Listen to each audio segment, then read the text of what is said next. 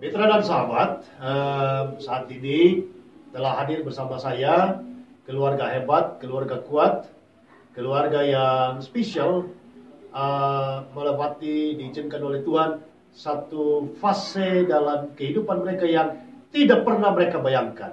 Ya, betul Bapak Ibu ya. Baik, ada Pak Kasturi, salam Pak. Salam. Ya, ada juga Ibu Yohani, salam Pak. Bu. Ada Mas Guru. Ya, salam ya. Kakaknya Arya Tegar, Pak Budi. Ya. Mungkin Bapak Kasturi atau Ibu Yohani bisa sedikit cerita pertama kali menerima telepon pagi-pagi tanggal 11 Mei dari saya waktu itu. Apa yang dirasakan? Saya waktu terima telepon dari Pak Sony Senin tanggal 11, saya kaget mendengarnya kalau Tegar tidak bisa jalan, badannya lemes, kakinya lemes, dari atas mau turun aja dibopong itu sama kakak-kakak pengasuh. Jadi saya hanya bisa meneteskan air mata karena Pak Sony bilang secepatnya harus ke Jakarta hari ini juga. Abangnya masih tidur, bapaknya sedikit beraktivitas, langsung kami berkemas-kemas untuk datang ke Jakarta. Melihat anak Tegar yang begitu saya tidak tahu keadaannya. Pak Kasturi, perasaannya gimana Pak? Dengan waktu itu pagi Senin tanggal 11 itu seperti biasa kami di rumah. Bisa lebih kencang sedikit ya. Di rumah seperti biasa, saya melakukan aktivitas rutin biasa pagi, kemudian ibunya memberi kabar kepada saya bahwa Tegar seperti itu. Kemudian kami langsung kebingungan pada saat itu. Gimana ini? Saya mikir masih kondisi. Ya. Kondisi kan seperti ini, apa bisa kami ke Jakarta? PSBB. PSBB. Terus Pak Sony bilang bisa, wong kami dulu kemarin tak suruh untuk minta surat jalan di desa. Terus kami sama ibunya berkemas-kemas. Saya menyiapkan mobil, ibunya menyiapkan apa? Langsung setengah 9 kami cabut dari rumah. Kemudian ada persiapan di jalan sedikit untuk ngisi kartu tol dan sebagainya, terus langsung jalan. Puji Tuhan, dalam perjalanan dari rumah sampai Jakarta, sampai Resapan, dan kemudian itu tidak ada apa-apa, lancar, tidak ada gangguan apa-apa. Tidak ditahan? Tidak diperiksa? Tidak sama sekali. Sama sekali. Ya. Mas Guru, perasaannya apa? Apa dalam batin itu yang berkecamuk, apa perasaannya? Kaget pasti. Ya. Kaget, yang selama ini kan Tegar nggak pernah sakit apapun kan. Tidak pernah dengar kabar. Iya. 14 tahun yang sampai tidak pernah dengar kabar. Iya. Sampai saat Sakit. Iya, sampai tiba-tiba dapat kabar kok sampai nggak bisa jalan gitu kan. Sama sekali memang lemas waktu itu. Iya, makanya itu Iya. kaget. Apalagi pas itu dibilangin itu saya masih tidur kan, terus Iya. ibu datang terus dibilang adik Tegar ini lemas nggak bisa jalan, turun aja di bopong. Langsung saya bangun. Ya. Langsung kaget lah ini itu. Tapi Ya. dalam hati saya udah tenang, Ro, kamu yakin kalau ini nggak ada apa-apa ya. Ya. Paling cuma lemesnya paling gara-gara apa gitu Ya. kan. Ya. Jadi tetap saya disuruh Bapak ngurus surat ini juga saya tetap tenang. Saya yakin kalau Tegar tuh nggak mungkin kenapa-napa, pasti tetap sehat gitu. Ya. Kemudian selanjutnya setelah di kilometer berapa Ibu Silva menelpon memberi kabar bahwa hasil rapidnya positif. Ya, itu perasaannya gimana sambil nyetir? Ibu itu. Ibu gimana Bu? Kami semua nangis. Di mobil? Iya, di mobil hanya bisa nangis Pak. Kenapa? Iya, saking kagetnya kok. Tegar kan tidak pernah keluar katanya. Nggak kemana-mana? Iya, tidak pernah kemana-mana. Nggak ke pasar? Nggak pernah ke pasar. Iya. Ke depan aja nggak pernah, jarang-jarang. Iya. Tapi begitu saya dengar dia kena COVID-19 yang menakutkan bagi kami itu, Ya. bukan Ya, hanya diduga kami COVID, sendiri, ya, itu COVID. diduga COVID itu, Ya. kami kaget. Di mobil itu? Iya, nangis semua. Yang saya takutkan malah bapaknya yang nyetir itu. Dia sering-sering ambil tisu, terus dia itu gosok-gosok mata, itu saya takut sekali. Secara segas mau dipencet terus? Iya, cuma ya. Pengen nyampe? Iya. Ya. Kurang Ya. dari 2 jam kami harus sampai ke sini, Pak. Iya, iya. Ya, Biasanya karena kan memang ada sekitar batasan jam 8 harus 8 malam harus masuk ya. Iya. Di salah satu rumah sakit yang di Sunter. Iya. Ya, dan akhirnya puji Tuhan tiba di sini dan menurut hasil lab kan ternyata selain positif rapid juga ada hipokalmia, Iya. yaitu kekurangan kalium. Nah itu yang saya pribadi yang mendampingi ada sedikit kelegaan. Ya, kenapa kelegaan? Karena hipokalmia itu yang kekurangan kalium itulah Iya. diduga yang membuat rapidnya positif. Ya, kalau tidak ada kalium itu pasti negatif. Ya, oke. Kemudian akhirnya diputuskan harus dibawa ke salah satu rumah sakit rujukan dan berangkat ke sana. Dalam perjalanan menyaksikan ada dokter Gar, ada dalam ambulans yang dijaga ketat begitu apa? Saya Ya. itu waktu sudah sampai rumah sakit rujukan itu Pak. Ya, Dan ada M itu di Gar itu di protokolnya di situ. protokolnya. Ya. Jantungnya semua diperiksa di apa segala di macamnya. luar itu ya. Saya itu Ventilator. bisa saya cuma menangis Pak. Menangis. Menangis jadi-jadinya saya. Eh. Benar-benar menangis. Apa yang dalam otak? Saya Apa? harus berpikirnya kan gini. Anak saya Tegar ini kan anak yang seperti itu. Tidak mungkin nanti itu sendiri gitu loh Pak. Iya, Nanti kalau misalnya harus sendiri gimana? Gimana? Mungkin gitu loh. iya. Yang saya pikir cuma itu. Saya nuangisnya begitu. Soalnya Tegar itu tidak bisa juga oleh semua orang. Nggak bisa. Harus ada yang dampingi. Harus dampingi. Nah, gitu. Saya nangisnya di situ. Pokoknya perasaannya berkecamuk. Iya, sama masnya guru di gimana lu adik nanti gimana terus gitu. Iya. Saya sambil nuangis, tapi Iya. puji Tuhan abang ini agak ini Tenang. dikuatkan. Dikuatkan. Sambil menyaksikan itu Mungkin sudah biasa di Dubai kan ya. Ya, tantangannya Kalau lebih menarik. saya sungguh Iya. Pak. Dari sejak ada kabar rapid itu, sesekali dalam perjalanan mesti saya nangis Pak. Iya. Sekali mesti nangis saya. Nangis. Walaupun saya sudah berusaha tenang Pak, berusaha kuat, berusaha Pokoknya pasti ada perasaan yang Iya. aneh-aneh. Iya, Ya. iya. Muncul aneh-aneh semua. Iya, semua. Daripada segala berita-berita yang ada. Iya. Semua muncul. Iya. Ya kan bapak saya juga, aduh, kalau terima telepon dari rumah sakit tidak kuat saya harus kasih Ibu Silva. Itu Ya. pasti pokoknya sambil nyetir itu saya mesti pokoknya sekali itu nangis. Nangis. Makanya ibunya sering diajak hampir Ya. besok itu saya nangis memang ada. Bu Yohani melihat Tegar di dalam ambulans dengan ventilator, pakai oksigen segala macam itu, apa perasaannya? Malah semakin hancur Pak. Hancur. Mungkin kalau bisa dilihat mungkin nangis air mata saya air mata darah. Iya, iya, Karena saya yang mengandung. iya. Kalau ingat peristiwa itu Ya. sungguh-sungguh luar biasa. Apalagi waktu dijemput di sana oleh tim yang pakai Iya. lengkap ya, Iya. masuk di bawah, ya, Iya. ya, Kalau Tuhan tidak menguatkan kedua kaki saya ini, mungkin saya sudah jatuh. jatuh juga, Iya. lemas juga, iya, luar biasa.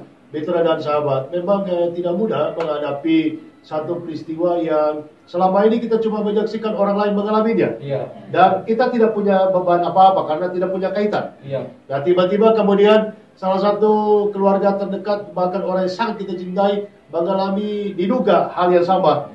Itu semua hancur. Langsung tidak keingat semua harta ya. Enggak. Tidak ada ya. Intinya semua supaya Ananda sehat. Iya. Sehat gitu ya. Iya. Baik, mitra sahabat, kita akan lanjutkan perbincangan ini, maka kita break dulu sejenak. Masih bersama Ritson Manyoyo, El Sofwan. Nah, kita lanjutkan, mitra dan sahabat, bersama Mas Guru, kakak kandung daripada ATP ya. Iya. Ya, kakak pertama ya. Iya. Ya, memang cuma 2 bersaudara. Iya. Ya, sudah berapa lama tidak bersama-sama dengan Mas ATP karena memang tugas pekerjaan, kuliah dan seterusnya? Sekitar 2 tahun. 2 tahunan. 2 tahun. Tidak ketemu. 1 tahun. Tidak ketemu. 2 tahun. 2 tahunan. 2 Ya. tahun. Tiba-tiba ketemu dalam keadaan begini. Iya. Ya. Apa perasaan manakala pihak rumah sakit memutuskan hanya boleh didampingi tapi hanya 1 orang dan antara Mas Guru dan Pak Kasturi siapa yang lebih kuat hatinya untuk masuk di dalam? Saat itu kan saya dengar dari Bu Agatha, itu katanya nanti hanya diperbolehkan hanya 1 orang saja di antara kami yang akan mendampingi Tegar. Boleh didampingi tapi hanya 1. Iya, hanya 1 saja. Nah, sementara ada 2 atau 3 orang dari keluarga inti yang Iya. semuanya siap menjaga. Iya. Ah, Iya, tapi apa yang diputuskan? Tapi saat itu kami langsung berdiskusi. Saya pikir saya kan sedikit mengerti tentang COVID ini. Saya baca-baca sedikit kalau COVID ini menyerang paru-paru, menyerang pernapasan. Saya ingat kalau ibu itu nggak mungkin kuat buat dekat sama dekat yang seperti ini, apalagi sakit seperti ini. Terus bapak punya sakit asma. Jadi saya pikir itu lebih risiko lagi. Nah, saya pikir dari situlah dari itu saya berpikir kalau lebih baik saya saja. Saya masih sehat, saya masih muda, dan saya kurang lebih itu saya kuat gitu hatinya buat melihat seperti ini. Saya yakin kalau Tuhan pasti ngasih kami seperti ini, menunjuk saya sama Tegar ini gara-gara mungkin saya udah lama nggak ketemu, terus saya itu disuruh diberi kesempatan. Diberi kesempatan untuk dekat sama Tegar selama beberapa hari kemarin itu. Situlah. Tapi ya itu diskusi kami akhirnya ya saya saja yang masuk gitu. Mas Guru ya masuk. Iya, Ibu Yohani perasaannya manakala hanya satu orang diizinkan apa? Saya hanya bisa menangis aja. Ya, ingin memeluk. Iya. Tapi nggak bisa masuk. Iya. Gitu, Pak. Pak Kasturi? Ya sama. Sebenarnya saya juga tidak tega sama apa namanya ini untuk sendirian misalnya. Iya. Saya sebenarnya dengan saya juga kuat untuk bisa menunggu Tegar di dalam.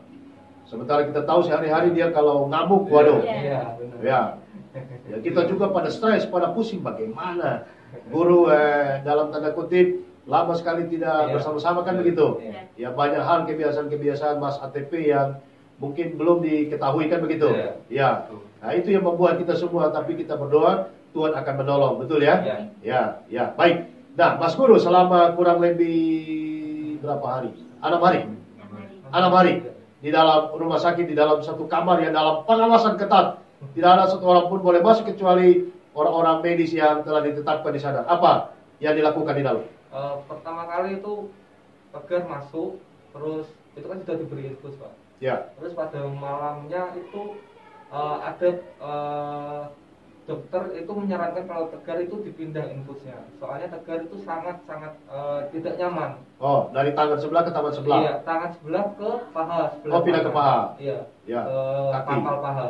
Ya. Jadi saat itu memang saya pikir yang saya tanyain ke dokter pertama, ya apa ini yang bagus buat Tegar gitu. Ya. Iya bagus ini, soalnya nanti kalau di tangan dia kan di situ kan ada CCTV-nya, Pak. Ya. Dia melihat saya sama Tegar itu benar-benar seperti kami berantem di dalam saling menahan. Iya. Tegar mukul-mukul pinggir meja, karena itu ada infusnya. Iya. Terus dia berontak gitulah. Ingin pergi dari situ. Nah dari situlah dokter menyarankan untuk dipindah saja di pangkal paha itu infusnya. Jadi pakai PVC. Nah di saat itu saya agak jatuhnya saya di situ. Saya merasa pas saya kan megangin tangannya, Pak, itu. Itu saya merasa benar-benar namanya nggak sakit buat Tegar gitu. Saya merasakan kayak ya Tuhan tolonglah sakitnya dikesayain aja. Sakitnya saya aja biar saya yang tahu sakitnya. Ya Tegar diinfus tidak apa-apa, tapi sakitnya saya aja gitu. Nah itu soalnya kita nggak tahu kalau Tegar kan sakitnya kayak apa, kan dia pasti dia nggak ngomong gitu. Cuma bilang sakit aja. Nah saat itu saya sampai izin ke dokter itu, kita kan udah dibius. Saya izin buat, boleh nggak Pak saya ke kamar mandi aja gitu. Saya kamar mandi aja. Iya nggak apa-apa Mas. Terus susternya bilang, maaf ya Mas, nggak apa-apa kalau di dalam aja, kalau nggak kuat sakitnya diginiin ya. Gitu. Jadi saya di dalam itu sekitar 20 menitan dia pasang PVC di pangkal paha. Iya. Itu dijahit juga soalnya biar nggak lepas. Nah pas setelah itu dia emang agak tenang, tapi mungkin gara-gara tangannya sudah bisa bergerak kan. Tapi kakinya sekarang yang masih diikat gara-gara mungkin takut untuk bergerak kan, masih berapa jam, masih berapa hari belum kering jahitannya.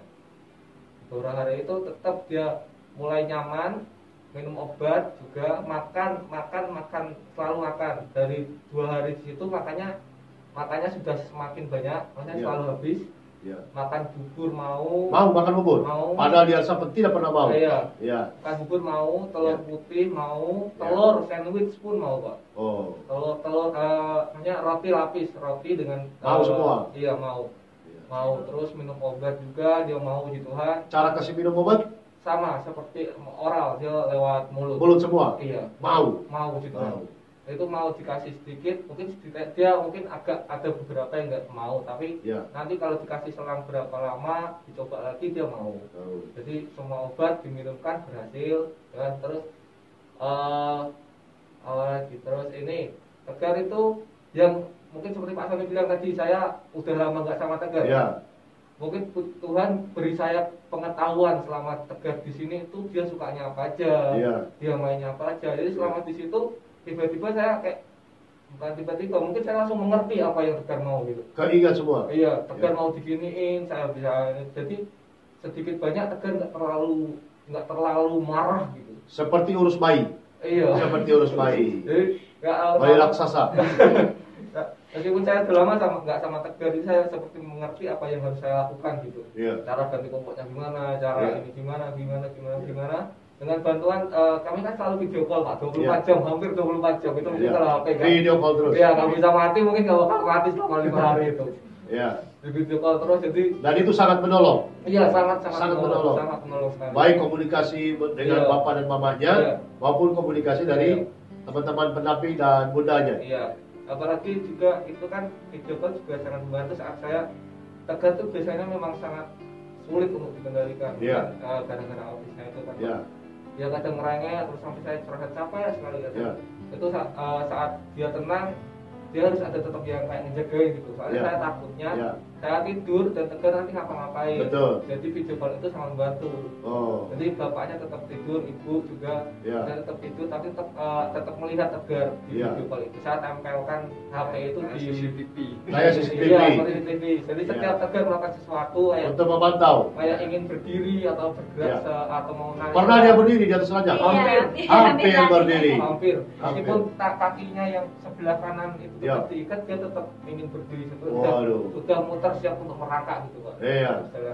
Nah itu langsung bapak atau itu biasanya langsung manggil, guru Tegar, Tegar lo guru gitu. Pasti saya langsung bangun, soalnya nggak tahu kenapa saya yang biasanya bangunnya susah, tiba-tiba tiap bapak bilang guru langsung saya langsung bangun, langsung diberi nggak linglung nggak apa, langsung bangun gitu.